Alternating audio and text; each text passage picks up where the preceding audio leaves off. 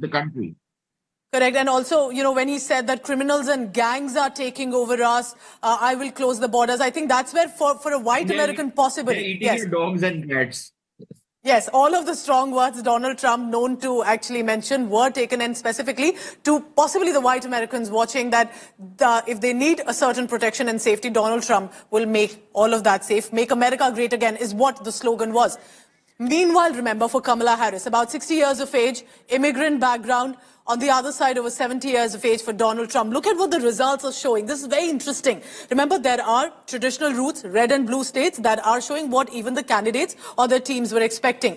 But in the 7 states, for now, at least in 2, Wisconsin included, Donald Trump is showing a certain lead. What are the other updates that are coming in on the sidelines of the election results? Let's take a look at these updates that we have coming in from the United States of America. Very interesting. Take a look at this.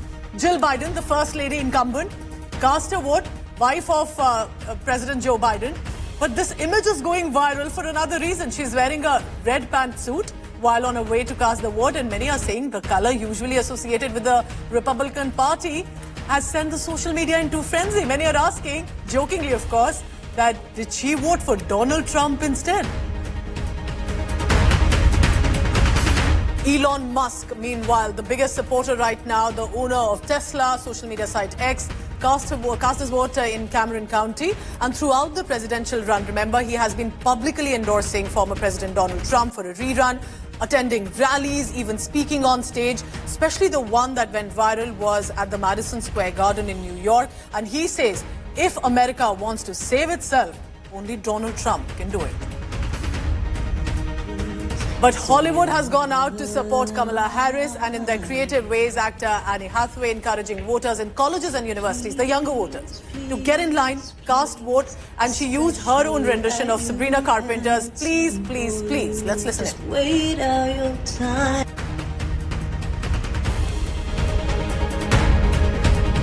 If you are on a line right now,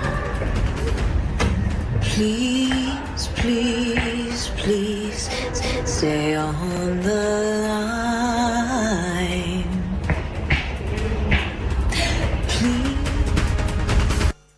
Meanwhile, also, Billie Eilish urging fans to vote for Kamala Harris, asserting that voting for her and Tim Walz is unbelievably important and to protect our freedom and future. Unbelievably important way to protect our election day is finally here.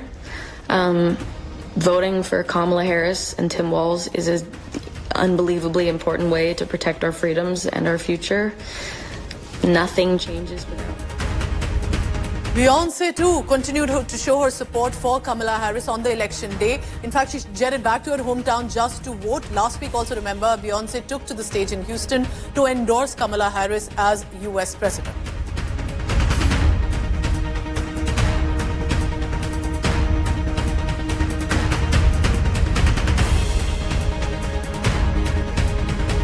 All right, so as the results continue to come in, all eyes will be on who gets to lead United States of America and what kind of relationship will they have with regard to India, other nations, and the geopolitical narratives. Will that change with regard to America? I want to thank all our guests, all our reporters on the ground, but what does it mean for people like you? Well, we have some concerning trends in the United States. Reproductive rights have been stripped from women, and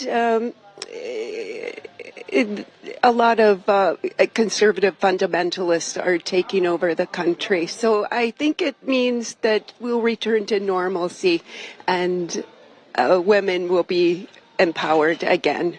We saw the villagers offering prayers at this temple and we saw you along with them. What is the sense that you're picking up from the ground, and what did you pray? We saw you praying at the temple as well. Yes, I'm praying, of course. I prayed every day since Kamala has been... All right, Shilpa, keep getting us these voices, and it's a reminder of how connected two different nations have been with these elections. I want to now go back to our news director, Rahul Kanwal, for the latest on that. Rahul, what are the trends that you're also tracking? What do you think is happening? It looks like Trump is definitely leading in more and more states now.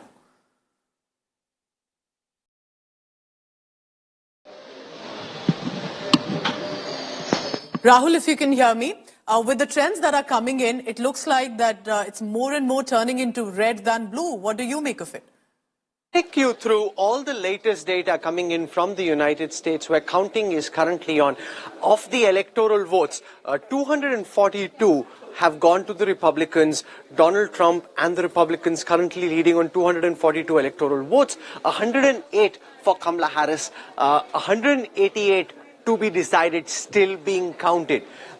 If you look at the projections that are coming at this moment, from what the latest updates suggest, Donald Trump has an 89% chance of becoming president again. And the reason for this is that Donald Trump seems to be very likely at this moment to take Georgia and North Carolina. Kamala Harris needed to sweep Pennsylvania, Michigan, and Wisconsin, but at this moment, in these crucial battleground states, it doesn't seem she has the advantage. The current prediction is that Donald Trump could end up at about 301 electoral college votes versus 237 for Kamala Harris. If you look at what happened in the last elections 4 years ago, Joe Biden ended up with 303 electoral college votes. You need 270 to win. Donald Trump at that time had 235. From the votes that have been counted so far, 226 votes have gone in the same direction as they did 4 years ago. 108 have gone in favor of Kamala Harris. 16 seem to have flipped. Now remember, every electoral college vote flipping is what seems to be making the difference. 188 total votes still to be counted, still to be decided. Out of these, 100 votes seeming safe. Remember, big states like California with 54 electoral college votes, those are very likely to go towards the Democrats from the way voting from the way counting is currently going on. So 100 safe electoral college votes for the Democrats, 5 for the Republicans, 18 likely for the Democrats, 4 for the Republicans, 50 are the toss-ups electoral college votes, which at this baseline, at this moment, suggests that Kamala Harris sits on 226, Donald Trump sits at 262. You need to cross 270 to win. He's already at 262, which suggests his path to victory is now looking more likely. If I see where these numbers are coming from, a state like Pennsylvania, 19 electoral college votes here, this is where Kamala Harris was hoping to do well. This is where a lot of the energy and effort made by the Democrats has been concentrated. Of the votes that have been counted in Pennsylvania, currently Donald Trump has 50.8% of the votes. Kamala Harris has 48.3% of the votes. This gap is increasing. Earlier, remember, Kamala Harris was leading in Pennsylvania. That's now seeming to slip out of her hands. And the moment Pennsylvania slips out of the Democrats' hands, you know that Donald Trump's path to the White House becomes easier. 67% of the votes in the state of Pennsylvania have already been counted, and Donald Trump's lead seems to be getting bigger. Remember, this is where the Democrats were hoping that the anger amongst the Puerto Ricans would make a big difference. So despite all the negatives that have hampered the Donald Trump campaign, he still leads on 50.8% of the votes. If I look at some of the other battleground states, I'll take Michigan. In Michigan, Kamala Harris has a comfortable 51.5% votes versus 46.8% for Donald Trump. So a comfortable gap here for the Democrat candidate. If I come now to Wisconsin, another key battleground state, here too, in Wisconsin, with 60% of the votes already counted, Donald Trump has a 50.2% vote share versus 48.3% for Kamala Harris. So the moment these crucial battleground states, the blue wall states, start slipping away from the Democrats, which is why at this moment it seems quite likely that Donald Trump could end up crossing the 300-figure mark. He needs 270 to win. Despite the limitations of his campaign, at this moment it seems more likely that Donald Trump is going to be president of the United States once again, becoming only the second man in American history to have a gap term in the middle, to win once, lose once, and then come back potentially to win the US presidential race once more. Pooja. Fascinating. Thank you so much, Rahul, for getting us all this data perspective and help us understand, because Donald Trump, remember, amid all the controversies and the cases against him, how will he return? What will be his policies like? Thank you very much. Rahul, I'll come back to you in just a short while on that. I want to now go to our guests as well. Sushant Sareen, tracking all the latest, and I'm sure has a lot of hot takes to give. Sushant, what do you make of this? It was considered so close to call, so neck and neck. Is it really, with the trends that are coming in, or do you think it's going to be Donald Trump coming back to lead the USA?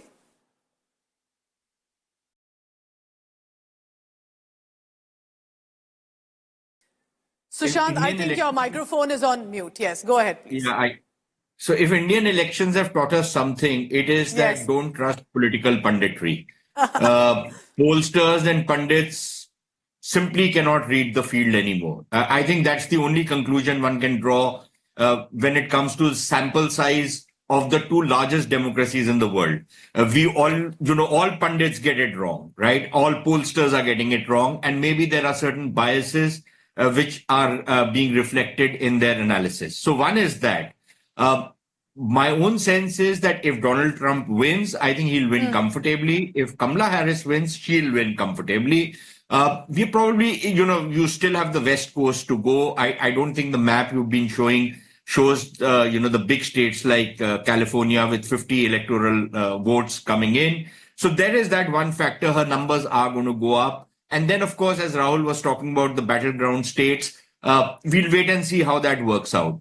As far as India is concerned, look, it's going to be a bit of a toss up. You have a certain strategic continuity, yes, with the Democrats, but you also have Democrats who are extremely interventionist, interfering in your own affairs, always hectoring, always, trying to take this moral positions on things when their own positions back home simply do not stand up to scrutiny. So one is that factor. With the Republicans, you will not have the kind of interventions that the Democrats do, but there will be a lot more under Trump. There'll be a lot more disruptionist.